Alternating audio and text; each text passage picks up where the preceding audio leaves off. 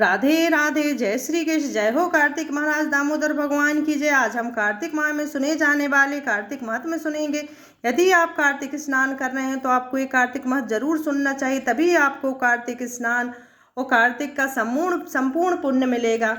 चौथा अध्याय। नारद जी बोले, ऐसा कहकर विष्णु भगवान मछली रूप धारण कर कश्यप की अंजलि में प्राप्त हुए। उस मछली पर दया करके मुनि ने उसको कमंडल में डाल लिया। जब उसमें न समाई तब कुएं में डाला, कुएं से तालाब में, तालाब से समुद्र में डाली गई। तब मत्स्य रूप धारी भगवान शंखासुर को मारते हुए और अपने हाथ में दबाकर चंद्रीवन को गए और वहां सब ऋषियों को बुलाकर भगवान बोले कि जल के भीतर वेद निमग्न हो गए, तुम उन्हें ढूंढो और शीघ्रता पूर्वक जल में से निकालकर रहस्य समेत ले जाओ, तब तक मैं सब देवताओं समेत प्रयाग में निवास करूंगा। नारद जी बोले, तब तपोबली उन मुनियों ने बीज और यज्ञ मंत्रों सहित वेदों का उद्धार किया। उन ऋषियों में से जिसने जो निकाला वह भाग उसी ऋषि के नाम से प्रसिद्ध हुआ। पीछे सब मुनि मिलकर प्रयागराज को गए और प्राप्त हुए वेद ब्रह्मा सहित विष्णु भगवान को अर्पण किए। संपूर्ण वेदों को पाकर ब्रह्मा जी ने संप्रसन्न हो देव और ऋषियों सहित अश्वमेध यज्ञ किया। यज्ञ के अंत में देवता गंधर्व पनंग गुहक पृथ्वी पर दंडवत कर प्रार्थना करने लगे। देवता बोले, हे देवादिदेव, हमारी विज्ञप्ति श्रवण करो, यह हमारी प्रसन्नता का स्थान है, इसे तुम वरदान दो।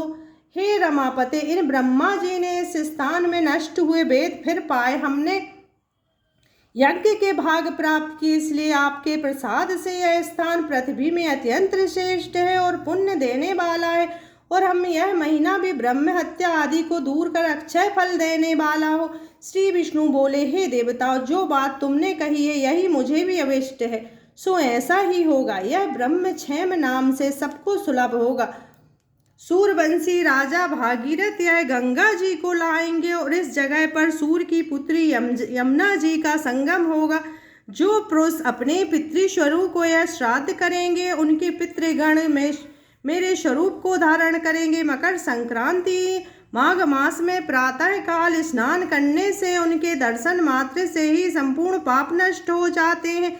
जैसे सूर्य से अंधेरे को नाश हो जाता है और उनमें सलोक, समीप और स्वरूप, इन तीनों प्रकार की मुक्ति क्रम से देता हूँ, ऐसे मुनिवरों में सर्वज्ञ रूप से बद्री वन में सदैव निवास करता हूँ। जो फल और स्थान 100 वर्ष में मिलता है वह तुमको वहाँ एक दिन में ही प्राप्त हो जाएगा। उस स्थान के दर्शन करने वाले मनुष्य जीवन मुक्त हो जाते हैं। सूत जी बोले, विष्णु देवताओं से ऐसे कहकर ब्रह्मा जी सहित वहीं अंतर्ध्यान हो गए और उन इंद्रादिक देवता भी अंशों से यहाँ रहकर अंतर्ध्यान हो गए। जो मनुष्य शुद्ध चित्त से इस पवित्र कथा को सुनते हैं उनको प्रयागराज और बद्री वन में जाने का फल मिलता है।